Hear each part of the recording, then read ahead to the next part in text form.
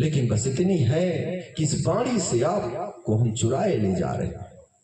बोले बाल कृष्ण लाल की जय। गोविंद की बाणी और मुखार दोनों में इतनी खिंचाव है कि पत्नियों को कहा, मैया हमारी गेंद तो दे दो। बोली, ना लाला, अरे जग जाएंगे हमारे स्वामी तो तुमको डस लेंगे, तुमको खा जाएंगे। और हम लाला आपको बहुत मानते हैं, हम नहीं चाहते मेरे कलेजे का टुकड़ा और मेरा पतिदेव विनष्ट कर दे, अलग कर दे। मैं अपने टुकड़े को अलग नहीं करना चाहती अपने हृदय से अपने लाला को।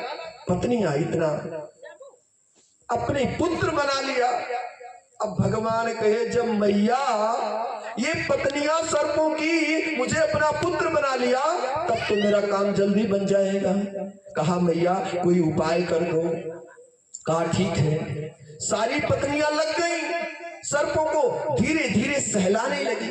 एक बात बताओ, पति का चरण सिर को सहलाने लगी तो भगवान धीरे धीरे जाकर गेंद की तरफ जा रहे और सोचते हैं ये जगह है, तो जाते हैं, भागते हैं, कहते मैया डर लग रहा है कहीं जग न जाए। बोले, नहीं जगेंगे नहीं, ये तुम्हारे पिता, हम सहला रहे, मैं तो जानती हूँ इनको, मैं पाली हूँ, ये हमारे पति हमारे स्वामी है, मेरे प्राण है, लेकिन तुम तो मेरे हृदय हो, मेरे पुत्र।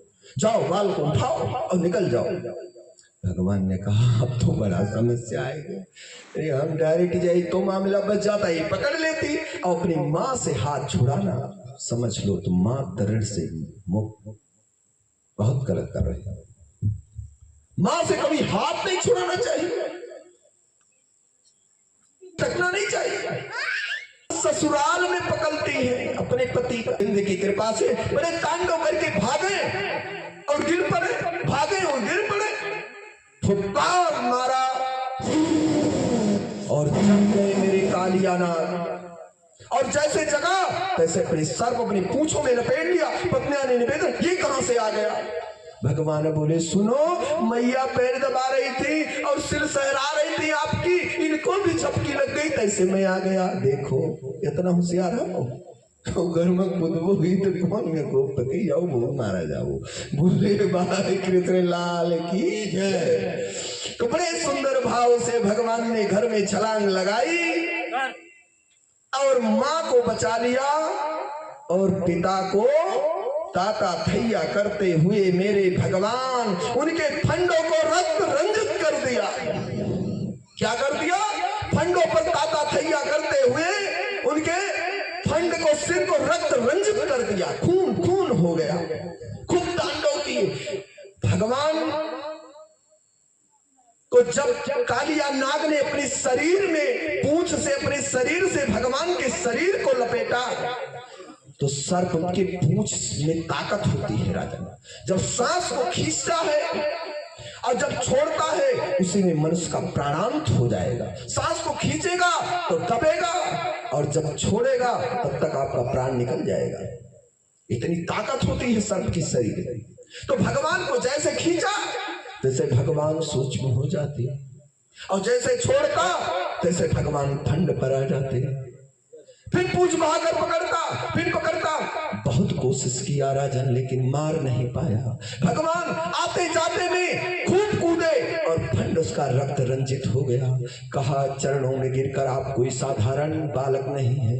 भगवान ने कहा, मैं योगेश्वर चरित्र भगवान ने दिखाया कि मैं नारायण हूं। तो बोले, प्रभु आप तो पिता महाभगवान है मेरे, आपके ही गरुड़ जो आपकी सेवा करते हैं उन्हीं गरुड़ के डर के कारण मैं आया था। संतों के श्राप के कारण इस कालिया दाह में हमने छिप गया इस यमुना जी में, मेरी कोई गलती नहीं है। तो बोले, ठीक है, तुमने दूषित कर दिया तो हमने तुमको पक्का कर दिया, तुम अब जाओ माल्यावर्त पर्वत पर जाओ, सर्पों को खानी है माल्यावर्त पर्वत। कहा तो जाऊं, तो फिर तुम्हारे गरुड़ आए। बोले, भगवान जिसके सिर पर मैंने अपने चरणों की निशान लगा दिया, ये गरुड़ तुम्हें छू नहीं सकता। कालिया नाग चला गया और भगवान अपने साले, एक बात कहूं, कृपा से स्त्रियों पर कभी हाथ नहीं, मुंह से चला, या कर दूंगा वाह कर दूंगा, है नहीं। कालिया नाग ने अपनी पत्नियों को कहा, तुम्हारी खैर नहीं, भगवान ने कहा जब बचोगे तब ना मेरी माँ को छुपाओगे। इतनी पिटाई किया कि पिताजी का ठिकाना लग गया और मैया सुरक्षित होकर सब चली गई। और ये वही कालिया नाग है जो हम आपको हर पल परेशान करता रहता है। ये सर्प कालिया नाग हमारे शरीर में बैठा हुआ है, समझ रहे हैं? जो हम किसी की सिखाई हुई बातों को मानकर अपने बेटी बेटा और पत्नी को कष्ट देते हैं, अपने माता पिता को कष्ट देते हैं। पत्नी की बात मानकर माता पिता को कष्ट देना और माता पिता को मानकर पत्नी को कष्ट देना, यही तो कालिया नाग है तुम्हारे शरीर में। बोले बाल कृष्ण लाल की जय। आइए